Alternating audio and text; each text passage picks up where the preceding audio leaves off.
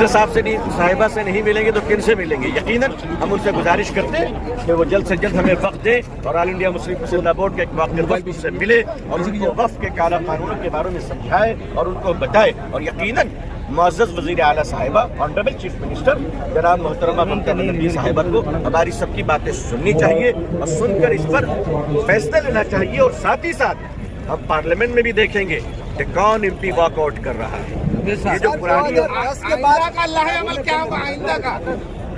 हम सब आप चाहते सब कुछ खोल दें। अभी सर 2010 के बाद से जब से बीजेपी हुकूमत आई है सिर्फ और सिर्फ मुसलमानों को परेशान करिए आपकी चुकी 2014 से, इसलिए कि उनके पास काम करने के लिए कुछ भी नहीं है।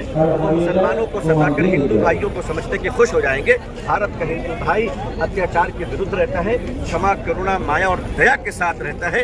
हिंदू भाई कभी इस अत्याचार को बर्दाश्त नहीं करेंगे। और हम इस बात पर साफ कह देना चाहते हैं कि सेकुलर पार्टियों पर भी हमारी कड़ी नजर होगी, क्योंकि हम कई बार पार्लियामेंट में धोखा खा चुके हैं कि वॉकआउट के नाम पर हमें धोखा दिया गया है। वक्त बिल अगर ये काला कानून बदकिस्मती से पार्लियामेंट में आया और किसी ने वॉकआउट किया तो आइंदा इलेक्शन में हम भी उन सब का वॉकआउट कर जाएंगे। अब अभिषेक बनर्जी से क्या कुछ बयान रहते कि अभिषेक बनर्जी को अपने पार्लियामेंट में जाने के लिए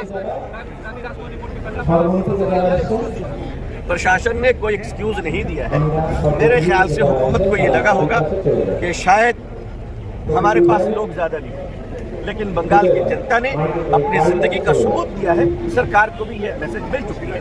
जनाब अभिषेक बनर्जी साहब से मैंने ये गुजारिश की, अपील की है कि वो अपने ऑनरेबल मेंबरान पार्लियामेंट के तमाम मेंबरान को इंस्ट्रक्शन दें, आदेश दें कि वो वॉकआउट ना करें बल्कि पार्लियामेंट में खड़े होकर इस काला कानून का अपोज करें। यहाँ के वजीर आला ममता बनर्जी कुछ कहेंगे?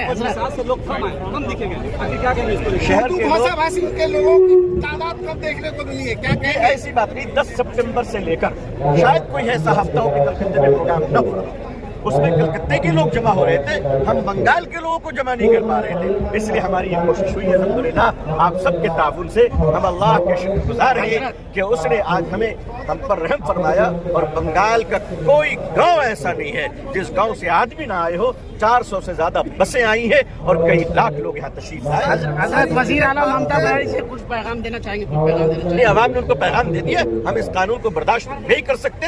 इस काला कानून के खिलाफ आपको खड़े होना पड़ेगा। और मोहतरमा वजीर आला ऑनरेबल चीफ मिनिस्टर साहिबा से हम गुजारिश करेंगे कि असेंबली में इस कानून के खिलाफ रेजोल्यूशन पास करें, इसे काला कानून करार दें और पार्लियामेंट में भी अपोज करें। सर इस प्लेटफॉर्म से हिंदू भाइयों को छोड़कर हम इंसाफ की लड़ाई लड़ने का तो सोच भी नहीं सकते। हम पैदा हुए इस देश में, पढ़े उनके साथ, खाए उनके साथ, वो हमारे भाई हैं, हम उनको कैसे छोड़ सकते हैं? हाँ 47 में मुल्क का बंटवारा हुआ था बदकिस्मती से।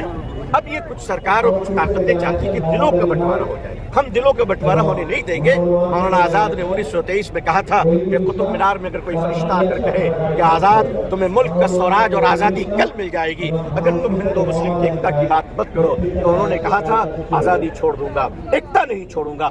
मैं भी यही कहना चाहता हूँ कि हम एकता को कभी नुकसान पहुँचने नहीं देंगे। हजरत टीएमसी से कोई नेता यहाँ पे मौजूद नहीं? हमने बुलाया नहीं।